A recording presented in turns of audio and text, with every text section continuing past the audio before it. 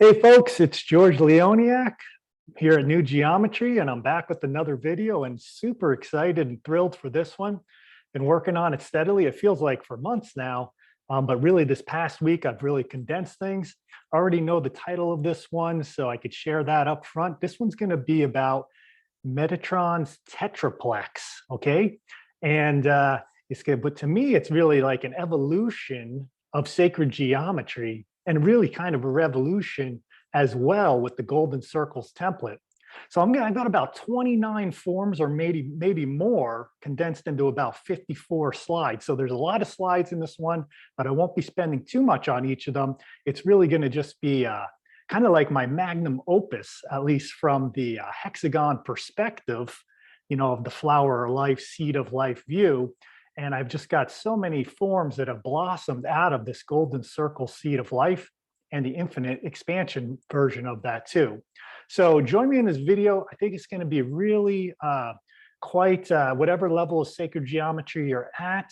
I think it's going to be quite enjoyable to sit back and check out all the forms that emerge from this.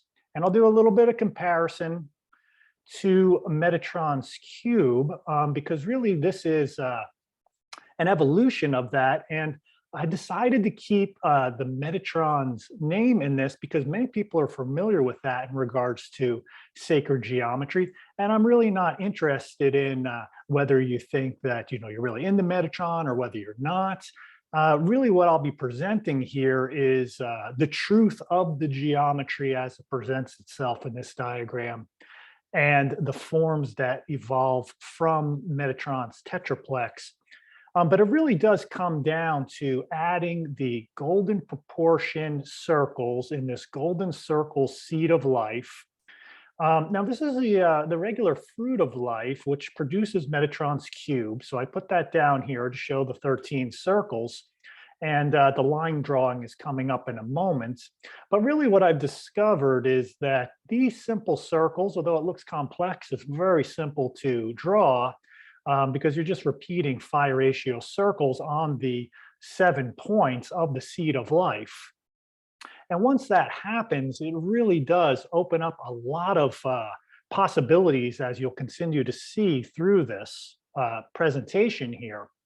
But the reason I settled on the Tetraplex as kind of the name, because it sounds cool anyway, but it's 600 tetrahedral cells.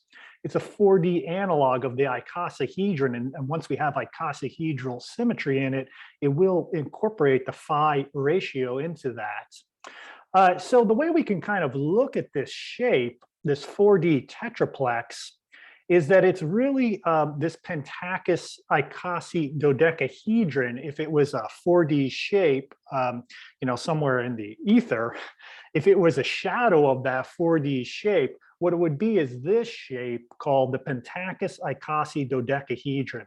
And this here is drawn. You can easily draw this hand drawn. Everything I'm going to show you here can be hand drawn and make 2D form. So really, this is kind of a shadow of a shadow, really. So anyway, the cool thing about the Tetraplex, though, and when I'm doing a lot of the reading about it, is that it contains all the geometries of the 5 Platonic solids of the first 4 dimensions, except for the 5 cell and the 120 cell. And the 120 cell is its dual form, which I'll show you, I have a drawing of as well.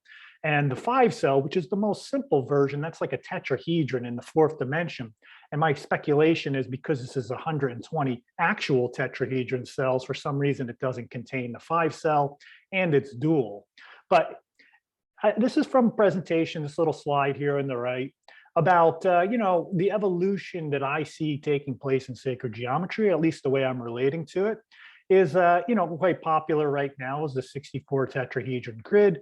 But I really see that something like what I'm about to present to you is going to integrate the phi ratio into it. And it's going to really clear up a lot of the issues that I've been presenting around Metatron's cube, and that it doesn't hold the icosahedron and dodecahedron, which is really limiting the ability to expand, as you'll see in this presentation, to a whole plethora of multitude of other forms that are just like waiting to be introduced into our sacred geometry and our techniques with just compass and straight edge. So I feel like this is exactly what it's supposed to do. It produces a cube, which of course the cube is made of two tetrahedrons, and an octahedron is within a cube.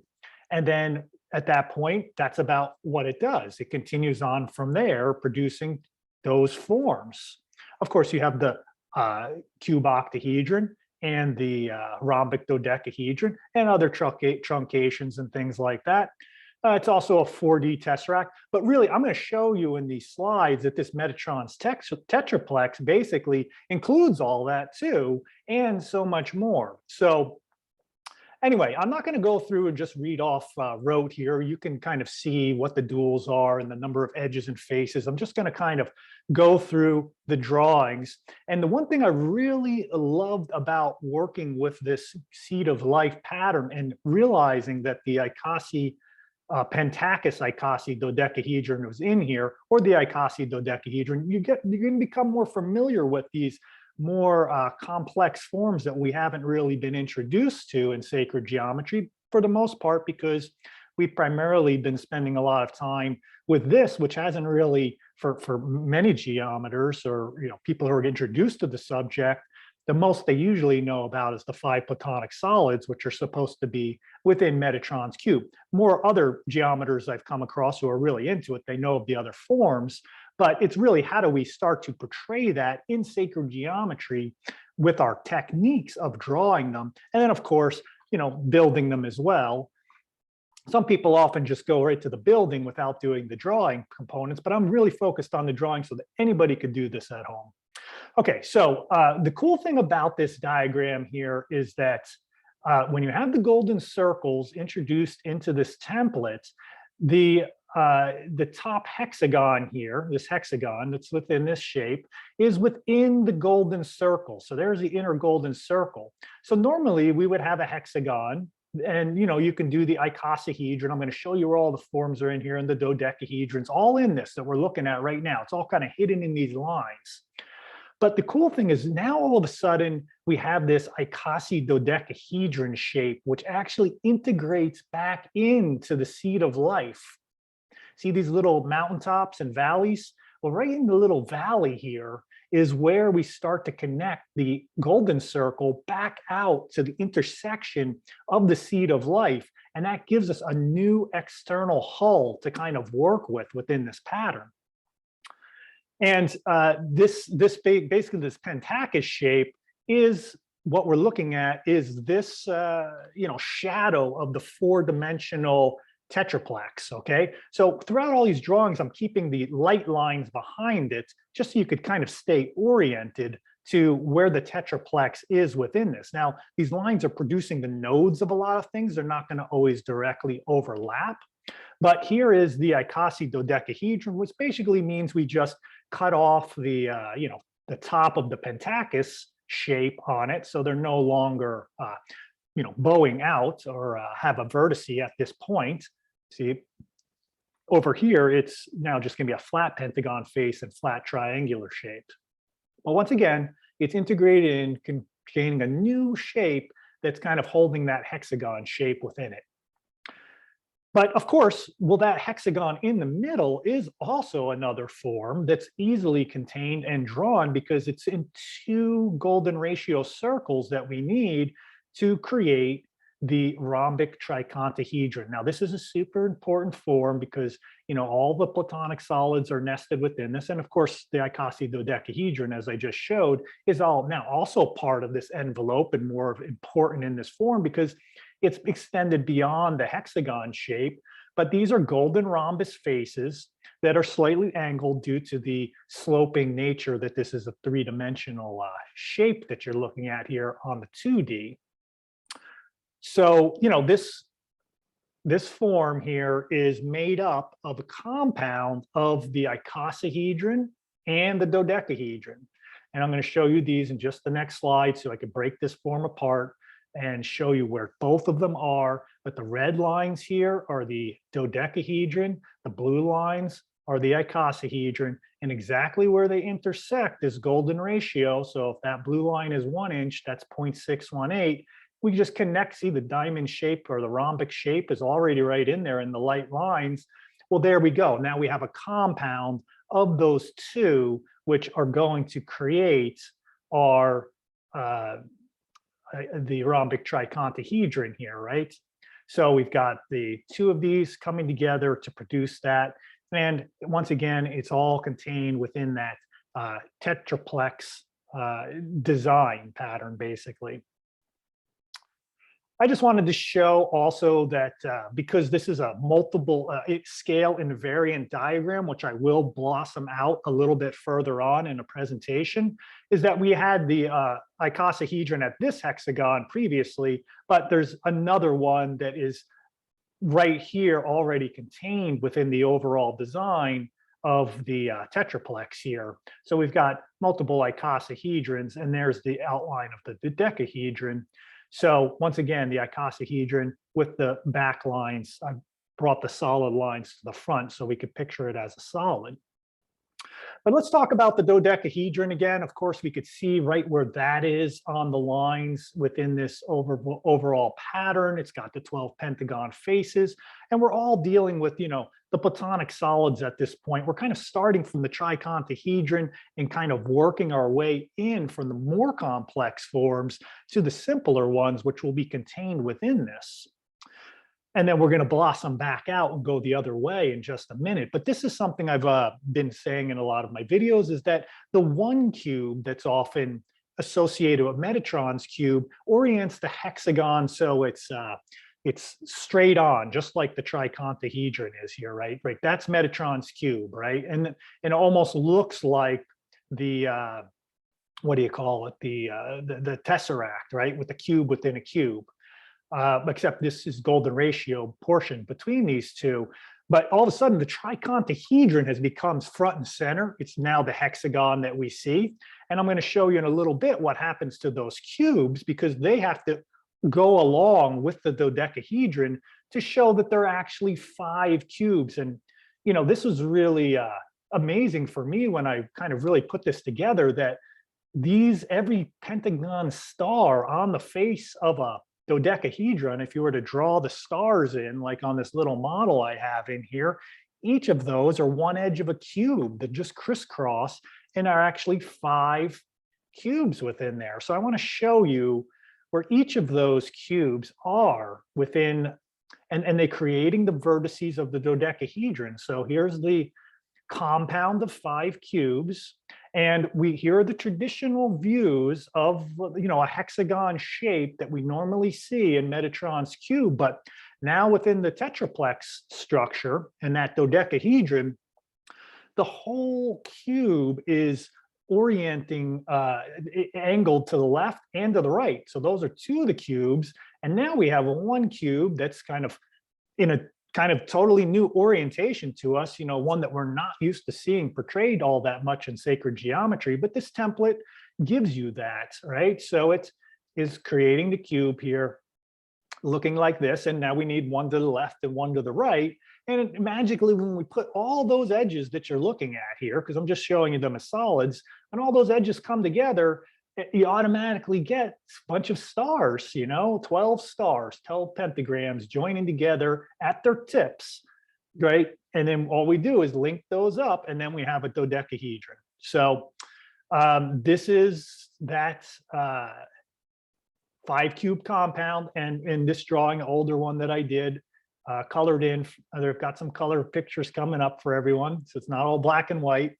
But this has got the icosahedron. You could see kind of sharing the edge that goes between the cube edges, and kind of an unusual representation of this Icasa 5 cube compound drawing. All right, now I want to get a little bit into kind of like where we're used to looking at sacred geometry, or what we're more familiar with usually, unless you've been watching a lot of my videos. Here we have, you know, just a regular tetrahedron, and just notice where the vertices are landing, because they're going to follow the outline of the dodecahedron that is in here. If you can start, you got to really study these diagrams. I mean, I would recommend pausing this And if you ever want to learn to draw it, try it out. The golden seed of circles, golden circle seed of life will walk you through this, and you will make these discoveries easily on your own. Because that's what happened for me. There was no guidebook or rule book to figure this out, how it came to be. It just was curiosity and patience, and keep trying new things out. So anyway, there's the star, or the triangle, and here's the star version, which of course looks like a regular star tetrahedron, that we're used to seeing. The only thing is, in this diagram, it's oriented with the dodecahedron, because this is now one cube. Here's the cube, and we just place that, if this was larger, place that shell around the tetrahedrons that we see here, the two of them, and all of a sudden we'd have our cube around the star tetrahedron, and here it is. It's angled, but remember, this is on its vertice anyway. So, if you had a cube of tetrahedron on its vertice, that is meant, that can spin, right? It doesn't have to be like, sacred geometry doesn't have to be like this, that we have to have that's the way the cube is oriented, because that's what a star tetrahedron looks like. A star tetrahedron, it's still oriented vertice towards you. It's just over to the left a little bit. But now we have, actually, I didn't draw this, it's probably pretty complex. We got 10 tetrahedrons in this now, or you could do a compound of 5 tetrahedrons or 10 tetrahedrons, because now we have a lot more complexity and richness within our diagram. So here we go. We've got, because we've got that new view, which is so cool, we all of a sudden got another way to show tetrahedrons that really kind of, didn't really exist in the other model, because the hexagon, remember I'm saying, took over the major hexagon, that's the tricontahedron. But here it is this tetrahedron. It's not used to how we're looking at it. I don't have them laying around, but you got to visualize this, and this is why it's very useful to build the forms and go three-dimensional with this.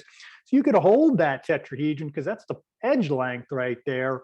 You can hold it and see how that is a tetrahedron. And now we join those two tetrahedrons together, and this is the inside, forming this cube, right here.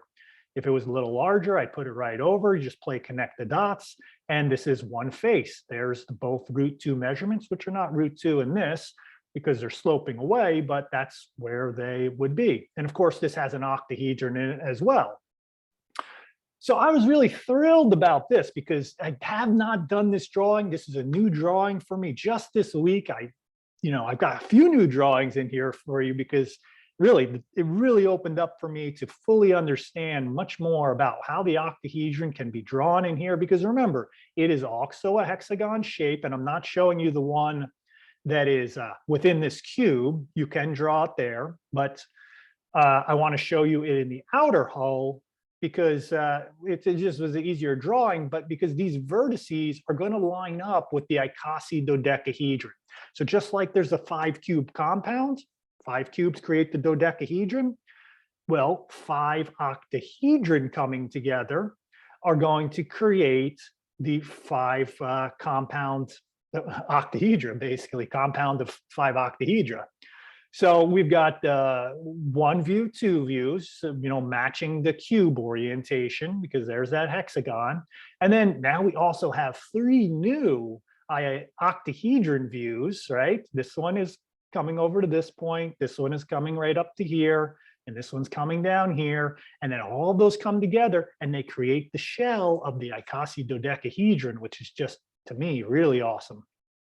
So I colored this one in for us, just so you pause this part of the video. I think maybe seeing the octahedron here on this central one with this vertice here, that's one of those new orientation octahedrons. You could see where the yellow one is here, right? There's an octahedron, but they all come together and intermingle in a way, but magically, because they're following kind of a lawful relationship to one another, let's just call it, as Frank says, all the vertices line up, and then they fit beautifully and create the Icasi Dodecahedron, which must have a very strong relationship to air, right?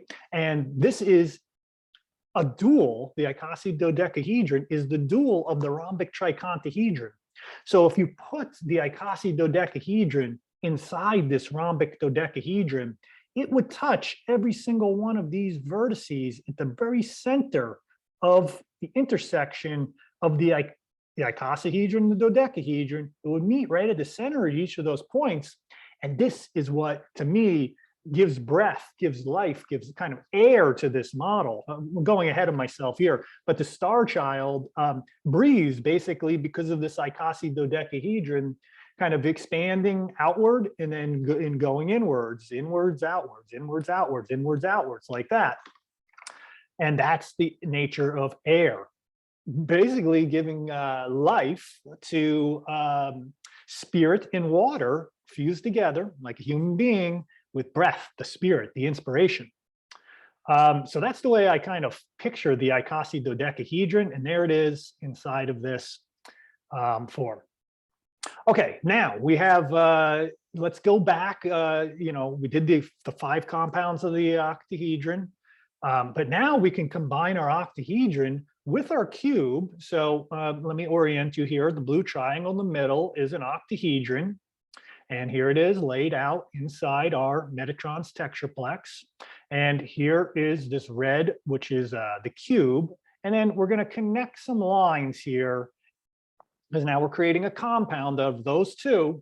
And we're going to create 3 rhombic faces that you can see on this form. Just like the tricontahedron has the crisscross of the 2 lines like this, the red and the blue. Well, this is now the cube and the octahedron creating a rhombic face, and that is the rhombic dodecahedron. And the dual of that is the cube octahedron, which I've also outlined here in black, but I do have another slide coming up. I really love this form. I worked a lot with this one, putting them together, building infinitely outward, kind of like, I don't know, Minecraft or something like that, if a lot of kids are into that, but it's all working kind of within one plane of existence, because you kind of just continue to build out infinitely within that plane and creating larger and larger versions of rhombic dodecahedron based on that cube and octahedron relating together. Here's the vector equilibrium, the cube octahedron. Now, you might be like, hey, it just looks like it's floating out here, but really every intersection within this is at a very specific spot integrating into the circle and line patterns that exist within this diagram. So really, there's nothing really kind of just completely by chance. And in fact, I took this out a little bit further and put a 2 cube octahedron within one another. So, this is what I'm saying. When you introduce phi ratio into this pattern, this means that this large cube octahedron that we're looking at around the smaller one, those two now are in phi proportion. So now we have the cube octahedron, the vector equilibrium, relating to phi, which is expanding, and if I put this into the infinite expansion golden circle template, those would just, be jumping dimensions, basically, the way I kind of perceive it. And it kind of just breaks the kind of regular, let's build with the little stick model and keep building tetrahedrons and octahedrons and, linking them together that way. The phi ratio is kind of introduced into the relationship of these 2 cube octahedron. And, like I said, nothing is by chance within this diagram. When I extend this line out, it ends right at the seed of life, outer hull of the seed of life. Of course, this line right here, this hexagon that I just drew around the outside of this, well, what do you think? This line now is divided right here at the golden ratio. So this is just golden ratio, golden ratio of heaven here, pretty much. I mean, the golden ratio, when you start working with this diagram, you'll just be like, oh, trust the golden ratio. A lot of these forms I just create knowing that if a golden ratio is maintained within it, it must be like putting your faith in the golden ratio, it must be working out. And when I go and check it against, someone else's drawing or model, everything is accurate just by having the trust in the golden ratio will be maintained throughout the connection and relationship in these forms. So this is just another, here's basically how I kind of test this out is, I'm able to, because we know that this is a square face on the cube octahedron and this triangle is, flat to us, but this one doesn't look square, it's a rectangle, but we know that it should be a square. So if I lay out the square here and then I take the red one and we know that's a flat triangle, right? Equilateral.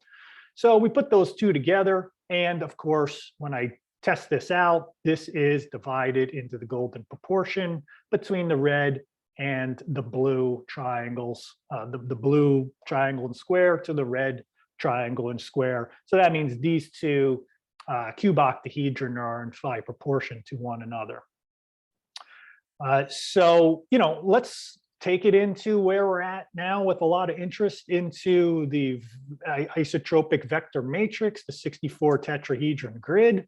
Normally we see that presented hexagon oriented straight towards you, but remember, the tetrahedron grid is really a cube. I mean, it's just a solid cube. I mean, if you've got a lot of tetrahedrons in one cube, 64 in one cube, but essentially it's one cube, and one cube is part of 5 cubes that are in the dodecahedron. So if I put that all into that symmetry, all the lines are given, everything just kind of goes along. You can just play, connect the dots, and you'll see that you'll be able to recreate this at a slightly tilted angle. But hey, that means there are, 64 tetrahedron grids and 5 more other cubes in there. So I just wanted to put this in here because I have another video out there where I talk about the golden seed of life and the golden tree of life, which basically takes that kind of tetrahedron grid model. And within that cube, so let me explain this real quick. I recommend checking out this video. It's pretty neat, the models that I show in it. But here's our black cube. And within that cube right here, divided at that golden ratio on the edge of the cube, right inside there is this golden rhombohedron. It's a flattened cube, basically. It's got 6 sides. It's a rhombohedron with golden ratio rhombic faces. That's sitting right here in the cube. And when you play, connect the dots throughout it, you essentially create that crisscross pattern of the kind of 64 tetrahedron grid. And right within that is this tree of life based on the golden rhombus right at the center of this whole design. And that then reorients this whole pattern to the golden rhombus structure that creates the tree of life this way. Because remember, this also can have trees of life, these right in here. And let me just say a little something about the tree of life. I mean, it really is, a design pattern that is kind of, pulled out of an abstraction of a whole other, whole larger part of that it's part of. So even though I've isolated this portion, it's really part of something larger. It's really a lot of the sacred geometry that we see out there, especially within symbolism, are really fragments of a much larger geometry that they're contained within. So once again, this is just a tree of life. It looks like the Kabbalistic tree of life. I could make it look like that. I could draw it like that, but it's really a fragment of pointing you like a key, basically, to unlock and connect you to the other geometry that is contained within, which is essentially this, or in this pattern, this right over here. Okay, so, like I said, because we, a little bit of comparisons to the Metatron's cube, well, this Tetraplex also includes the Tesseract, the 8 cell here in the drawing. We've got a 4D cube, and, this now is in the right proportion that cube here would be, half the distance from here to here, and that's the way it would be portrayed in Metatron's cube. And that one's the dual of the 16 cell. Let me just explain, this is, the Tetraplex is a very complex 4-dimensional structure. It contains all these geometries. The way I'm depicting them in the drawings is probably not the way that they're depicted actually in the 4D structure, even though it says it contains them all. I'm basically showing you this, using this as a template, using it as a connecting system to show you that just like Metatron's cube is a bunch of lines that produces these other forms, this is basically what this template of this is showing. Okay, now here is another very exciting discovery about 2 weeks ago, because this is probably the form that kind of scared me the most, the Dodeca Dodecahedron. I was like, oh man, how am I going to find this Dodeca Dodecahedron? It was really kind of like I was just trying to, at first, try to draw one dodecahedron and draw it accurately, but how do you draw the Dodeca Dodecahedron?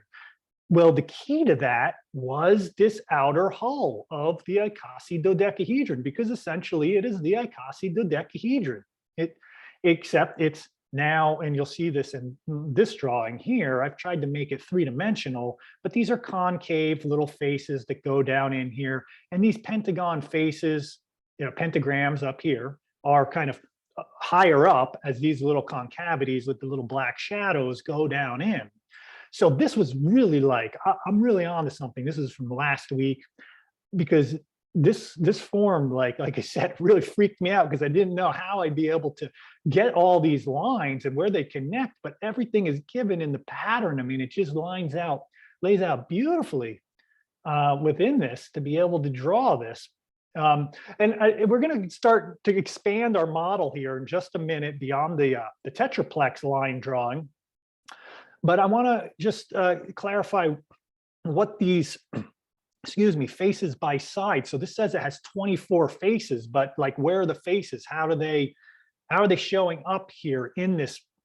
And it says 12 and 5 and 12 and 5 and 5 by 2, or however that's said, I'm not sure. 5 divided by 2. So basically, that the way I understand this, after just kind of figuring this out last night, was, you have 12 pentagon faces, which are these big ones. So here's this red one, right? See that big one? Well, that's one of them.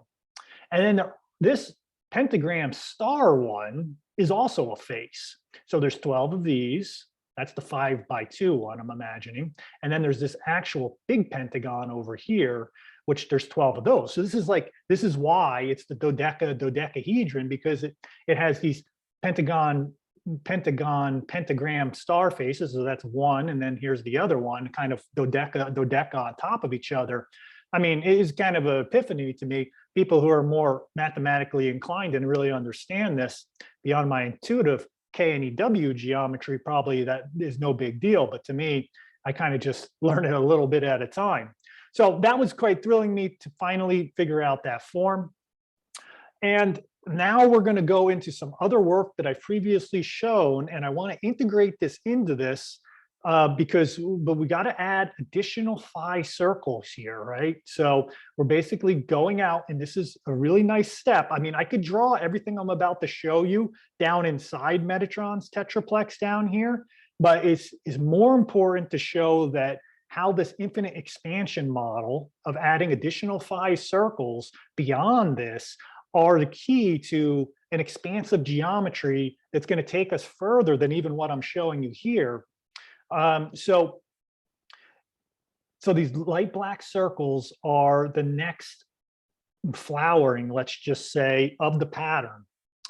And so the seed of life was in here. Now we're adding additional ones. I guess we could call this the golden circles flower of life. And but basically, it's going to do the same thing, right? So it's going to, so there's the light black circles. And if I add the next bigger set of circles, right, these big ones, to create the seed of life again, the golden circle seed of life at 2 scales. I've got one down in here, the light gray down in here. There's my original Metatron's Tetraplex. And now I'm reproducing the same Metatron's Tetraplex at the next scale above it. And we could go inner or outward. So this is just our first expansion in an infinite possibility of reproducing these forms that I'm about to show you, all of them, infinitely within this pattern. Okay, so we've got basically Metatron's Tetraplex includes Metatron's Tetraplex. As above, so below. Metatron is included in Metatron. And okay, but so this is why I needed to introduce those circles. I didn't need to. I said I could put them in there because all of these pretend are in another Metatron's Tetraplex, but way too many lines. And in fact, you know, you don't even really need all the other lines in here, but since they've been a steady, consistent friend for us throughout this presentation, I've decided to keep the light background lines in there. But now here's the small stellated. So this is going back to my interest in the Kepler-Poinsett polyhedra. I wanted to show that those are all within this tetraplex as well. The 12 faces, so it says 12 faces. Now those are meaning these 12 pentagram stars that create this small stellated dodecahedron. I didn't redo the drawing of this to have it directly oriented in our hexagon view. This you have to kind of picture as if the, I don't have that form right here, as if the vertices are oriented upwards rather than slightly tilted like this. So this would be as if it were spinning and that pentagram star is flat across the top. This is another view that I've discovered to be able to draw and work with using the compass and straight edge. And I'll also show one more picture like that as well. So let's do the next one. The great dodecahedron is also part of that next expansion. And this is another pentagon star. This is basically pentagon faces that are greatening and expanding. And as those pentagon faces expand, they are now creating these raised star points. It's really a kind of cool, I really like that, visualizing, well, how do we get this raised star on that pentagon face? It's the pentagon in the light blue here that is kind of spread out and expanded of a dodecahedron face. It is a dodecahedron. It's expanded out and kind of, interlocked with the one next to it. And now we're getting these raised star faces. And once again, we could do this now with triangular faces. This is the great icosahedron, and this one's doing it with triangles. So here's a big triangle right here that's an icosahedron face that's been expanded out. All 20 of those faces expand out, and then they reconnect when they meet up at the opposing side or wherever that other place where they cross is and meet. Then all of a sudden you get this amazing form, the great icosahedron. Here's just a colorful one of this I did a long time ago, integrated with the circles that were in the background. Amazingly, this is from months ago, this drawing, and I started to integrate these circles back then. And I was like, I don't know what these circles are because it's just getting too out there for me. I didn't know that they fit it embedded into the infinite expansion golden circles at that point. I started to think this might be too complex for most people, but as I'm discovering, it's definitely not too complex for people. Adding these additional circles are so easy to do. It's just you have to apply sacred geometry techniques and work with the phi ratio. And the hardest part I think people are going to have to adjust with, rather than just working with Metatron's cube and one consistent diameter, is you got to adjust your compass, which means that little wheel or the little things you have to press to open or close it. That's the main thing you've got to do, is you got to know how to get the golden proportion and add those circles in. And once you do, then all of a sudden these forms will just start magically appearing on your paper.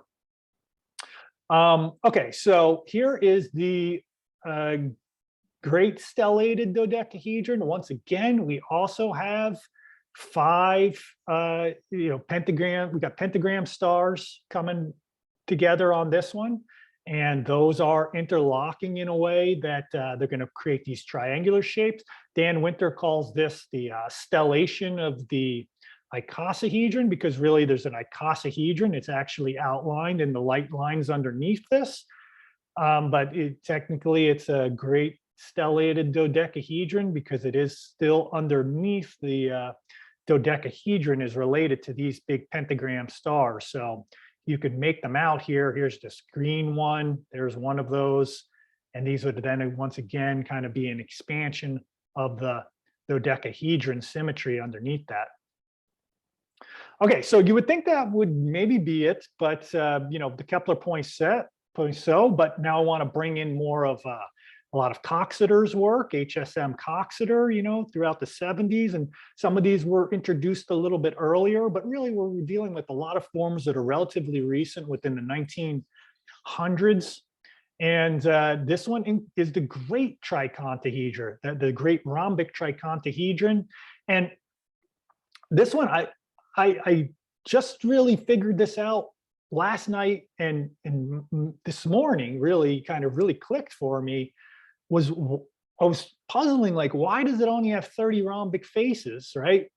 When I see all these faces all over this form. I don't have that one built, but these red points, This is a compound of two forms. Those are the points, but really there's a lot of faces on this. So I was like, where are they? Well, what happens with these is this form has what's called hidden vertices that kind of go through the form and kind of pop out somewhere else. And this blue right here is a rhombic face. So just like I was describing with the kind of grating of the pentagon faces in the previous forms, well, this is 30 of these faces that have just, on the regular tricontahedron, this little one, picture this little face just whoop, expanding out, right? Just getting a lot larger. And all of them are doing that. But because they're held by this kind of underlying template, when they get larger like that, eventually they reconnect further out at these points.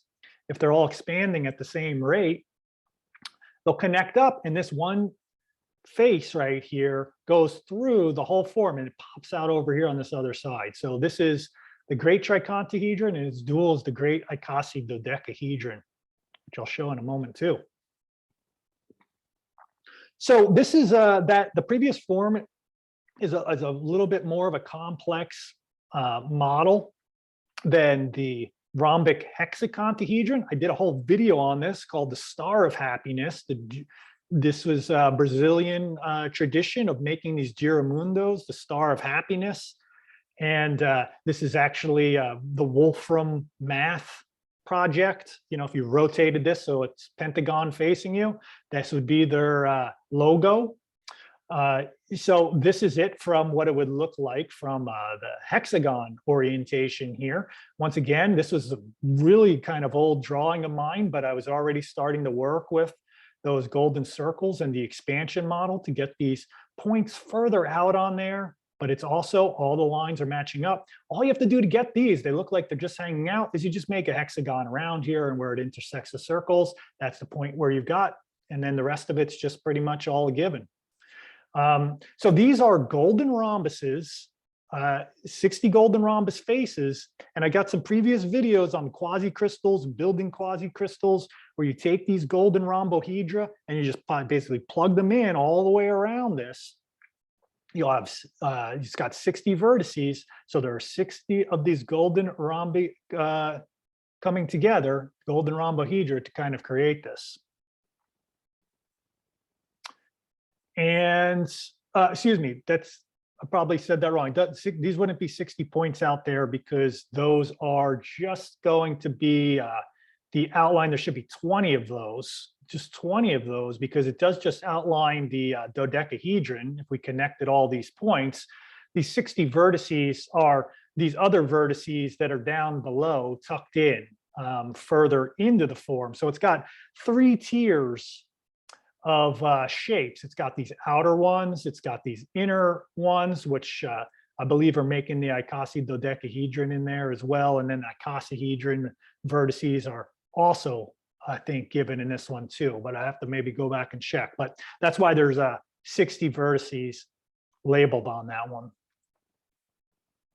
And this one here is really kind of one of my, probably my favorite form, because it relates to this phi compression implosion model. This is just one face or one cone shape that can either implode or explode based on these two little models here. These are the same cone shape going inner and outer. And I did make more discoveries on this one last night and realized that that rhombic face here is essentially just going through the form. One face of it. If you look in here, you got this flat face that goes from this point to this point. And if I hold that sideways, you see that that's flat all the way across. Well, there's that hidden vertice that is inside this. See, it goes into the form right on into here. So if I take that out and we just look at it like a solid, then it just stops right there, but it continues on. But the cool thing about this is that it connects to the Icasi Dodecahedron points. And this little dip down right here connects to the dodecahedron below it, which is really awesome that it connects both those together. And it's such an important form, because these little yellow line, these yellow struts that are going along here, those are basically just plug straight into the dodecahedron, right? Or you flip them around, they go the other way out. So yeah, just an amazing form that is contained in there. The only I just built this a while ago and then discovered, it was in Coxeter's 1973 regular polyhedra book. Here it is, just a quick coloring in to kind of see it a little bit more three-dimensional on 2D paper. And what I did with the Star Child model, and I have a whole video on that related to Dan Winter's Star Mother. There's two other videos you might like to check out. This is the Star Child. This is the compound drawing of those two together, and this is the compound model. So this is the great tricontahedron and the small tricontahedron unified together, and those are going to give you the vertices of this model right here, the Star Child. And because I don't really know the name, I haven't seen any information on it. I think there might be someone out there that did a drawing of it, Sandor Kabai. His work looks really great. Sandor Kabai, maybe. I saw a drawing somewhere that looks like he came to similar conclusions in studying geometry of how he's worked with the tricontahedron and had a drawing this pattern recently. I know it's hard to see what's going on there, but these faces are dipping down in like this. So they're indented. And I don't know how to do all the vertices and angles and what the how many edges it would have, how you relate that like the other models were done. But I tried to make it a little more three-dimensional for you here to kind of just shade it in and just realize those are going down in. But this form also turns around and expands out. So if we were to flip all these little rhombic faces here and flip them out, then it would produce the first stellation of the tricontahedron. So it's the 30 faces underneath here, and each of those have a little stellation that is the same angle as the inner one, and this is what that drawing is. And now all of a sudden we're back at the hull, right? This is the Icasi Dodecahedron hull, and this is why that connection from the phi circle to the outer seat of life is really opening up the possibility to draw some of these more complex forms. And then this will again would take us back to drawing in this one here, expanded Metatron's tetraplex, including the Metatron's tetraplex. So we have two inside one another like that. And I just want to illustrate a few things about that. This is in the Star Child video about how all these forms, the out one, so this is, extended out, these vertices will be matching up with these that are they're sharing the same rhombic tricontahedron. These inner ones are going to touch this one that is going out. So these vertices would be shared. And then this one that is going out will be touching the ones that are touching the inner, or they share the same rhombic tricontahedron. Then they go in, then these go out.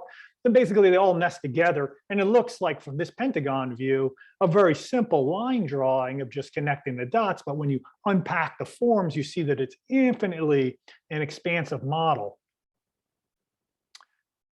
Okay, we're getting down to the end here. I told you this is going to be jam-packed. I got 54 slides, over 30, probably 30 forms. I don't know, 100 drawings in here or something probably. But it's like I said, this is really what is it? My magnum opus of from this view, showing a lot of this, what this has come about for me. And this one was just discovered, 2 days ago, because, I was like, okay, I got to figure out the duals of these other forms, the great tricontahedron, right? So I was looking through Coxeter's book, and he's got a picture, not even from that view of that great Icasi Dodecahedron, but on the page next to it is he shows the other form. And I was just like, oh man, now I gotta figure out this great Icasi Dodecahedron. And I looked at it and I was like, oh wow, that is complex. And it is definitely complex form to figure out. You got to add a few more additional phi circles, but that's really my motto is when it looks like you might not be able to figure this out, when in doubt, add phi circles to your diagram, because they're bound to show up and hit the exact places to get these little pentagons, these new little ones. So now I've got basically 1, 2, 3, 4 little ones. I had to add one in the middle. And then all of a sudden that's giving me what I needed to do the rest of the drawing. Unfortunately, I had to do a bunch of other methods before I just figured that out. And then I realized I could have just put these circles in and that would have gave me those points. But however the route I got there, here it is. This is the great icosahedron, the dual of the great tricontahedron, and very cool form. I have it colored in for you, but there's the triangular face. So we got 20 of those. And we've got these star faces, which are going to be harder to see. I'm just going to go to the colored version for you. Okay, so here's the blue triangle. So that's going up this way. And we have another triangle here. That one's tilted away from you, and kind of sloping back. And if you look at any of these yellow arms here, 1, 2, 3, 4, 5, that's a pentagram star that is contributing to all these little indentations. I don't know, when I looked at this, it would look like a little green man face. I don't know if you're familiar with those masks, the green man, but the 2 eyes and the mouth and this kind of fuzzy looking face. But anyway, I was very thrilled to kind of figure this one out just really as of 2 days ago. And it really gave me, it was kind of, to me, the last big ultimate test. I mean, there's many more things that this golden circles template can go through, but realizing that I could create something of that level of complexity, really, you know, I must say, even though these look digital, everything is hand drawn. I can just draw lines, circles. It's just like basic geometry. It's just like drawing with a pencil and paper, except I can erase things a lot easier. And it's given me the ability to see connections that I wouldn't have seen otherwise. But for the most part, this is repeatable, but I have to start doing some master classes, you know, my own version of a master class on how to draw some of these forms, because I love for other people to experience the joy and the opportunity to see how these forms interlock and interconnect and expand your relationship to sacred geometry. So, you know, right now on my Patreon, I am right up to the point where I've introduced the golden circles template, the most basic form. And at Patreon now, I'm going to walk through pretty much progressively. You know, we're just sticking with the hexagon view at this point. Every form you see here, and I'll keep finding more as I go, but we're going to walk through it all step by step. So if this is way over your head at this point, don't worry. If you're really into drawing it and wanting to learn to draw it, then those, you know, they will be available to you through that way, or the apprenticeship program that I have as well. But this is one of my favorite as well. You know, the final stellation of the icosahedron, right? So this is you know, basically enagrammatic faces, right? This is a 9-pointed star. It's not a perfect 9-pointed star. I got a whole video on this one. This star is the key to understanding sacred geometer, Coxeter's model, because Coxeter wrote a book, HSM Coxeter, with 3 other people that relate to this star, this icosahedron template model. But the final stellation of it is this echidnahedron. This is the blue star that would be flat to you in this perspective right here. I'm pulling it off. That's a flat plane. And in that other video, I show you, you know, step by step in a 3D rotational model type thing. So this is all 2D, but that one I can kind of rotate around at least, which is still 2D, but it looks 3D. But I can rotate it around so you can kind of see how this 9-pointed star is connected to all these Platonic solids.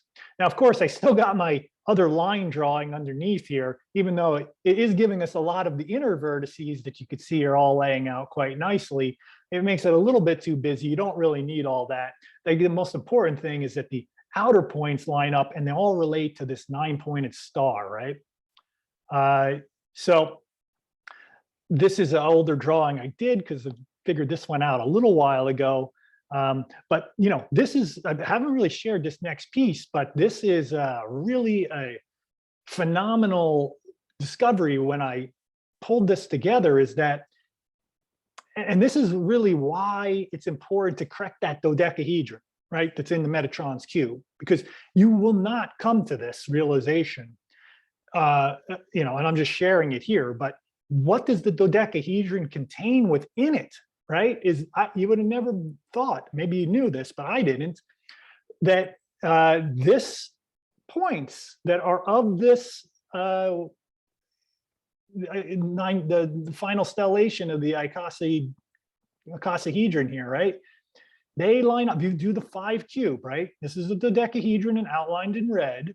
And if you do the crisscross of the blue stars, you see they make another pentagon that's facing the other direction. But if you connect all those vertice points and you send them all the way down into the Icosahedron, the stellated dodecahedron, it's a small stellated dodecahedron down in here. You connect all those points right within inside this dodecahedron. At all those points is this form, is this. It's inside the dodecahedron. And it's also connected to a form that I talked about with the golden hexagon faces, the truncated icosahedron. They call it a non-uniform version. Well, that essentially led me to this discovery. And then I realized that that was actually within inside the dodecahedron. So inside the dodecahedron is this final stellation of the icosahedron. It's just totally amazing how interconnected and related these geometries are and how much deeper it can go. But the main point here is that this template here with this facing you like this, right? Rather than the hexagon of the cube and drawing an incorrect dodecahedron, you're going to miss all this, you know, and I don't know if that's important to you, but definitely for my understanding and relationship, and as it relates to a deeper sense of relationship to the universe and the spirituality, these little type of micro corrections, and for me, have significant impacts.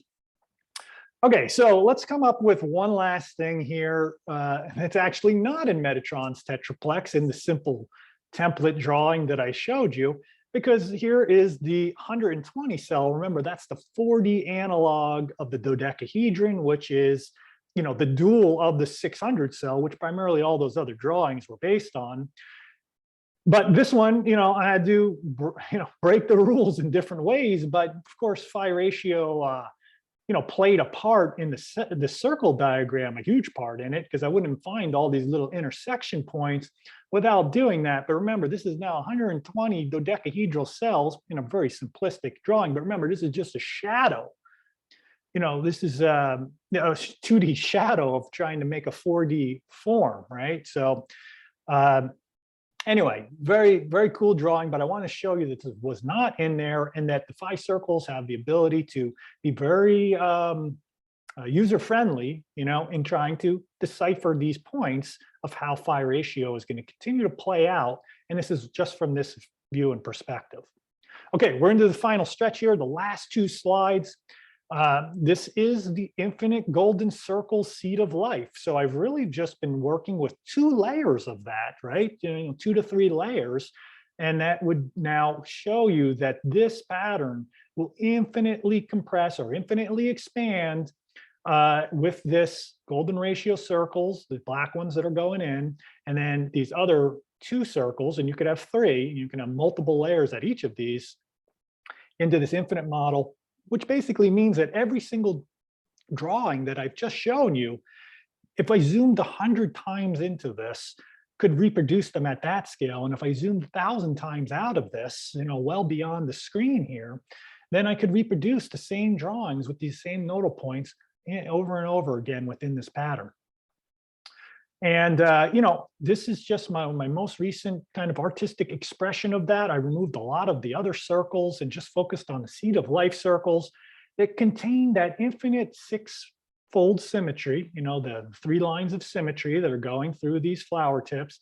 Each of these yellow little flower tips are another 6 flowered petal design going on infinitely into the middle until we just kind of end up with a little 6 at the middle. So that's the phi ratio circles. So there's just, you know, at least for me, this is kind of how I like to artistically express it. If you're a geometer, it opens up more opportunities for yourself to explore these relationship of these circles. And ultimately, you know, for me, it is doing what Metatron's cube was, you know, intended to do, right? A template of creation, holding the 5 Platonic solids, being a template that if I were to give someone a builder, you know, a template and say, hey, build me this house, you give them the template with the blueprint for creation, and your icosahedron line is straight across, and they come back to you, and you're like, wait a second, that's not icosahedron. Well, this is now a template that maintains the golden ratio. And at first I thought it would just correct those icosahedron, dodecahedron. Little did I know that this basic expansion out to, building and then just, drawing this up myself, creating this gigantic, amazing final stellation that is inside that dodecahedron. So it really is like kind of full circle, right? So this is what I was talking before. This little 5-pointed star right here, that is, if I crisscross those lines that extend it out, this would be in the dodecahedron. And that to me is really, as I was reflecting back at this whole presentation, regardless of all the forms, it's like, what were we missing? What links were we missing, at least in our sacred geometry pattern language that's available to the public? Because maybe this is known in the scientific circles of mathematics and geometry, because that's where I've had to go to find my answers, because it wasn't in the little sacred geometry books for the lay person. But there's no reason why we can't have access to that. So I'm making these drawings in this template.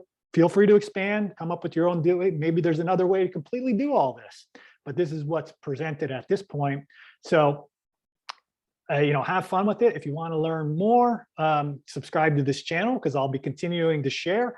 I'm going to switch gears and start to show you all these same drawings from the square view, which I call the square, two-fold, or four-fold symmetry.